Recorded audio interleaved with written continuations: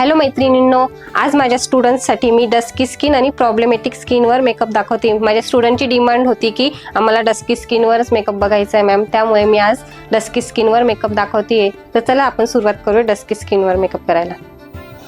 हिची स्किन बघू शकता तुम्ही, इथे छोटे छोटे पिंपल्स आलेले आणि इने फेशियल नाही केलेलं, क्लीनअप पण नाही केलेलं। कधी कधी आपल्याला असे क्लायंट येतात की डायरेक्ट मेकअपसाठी येतात, फेशियल केलेलं नसतं किंवा क्लीनअप केलेलं नसतं। प्रत्येक वेळेस मॉडेल सारखी स्किन आपल्याला मेकअपसाठी येईल असं नसतं। तर आपण रिअल क्लायंटवर कसा मेकअप करायचा ते बघू आपण।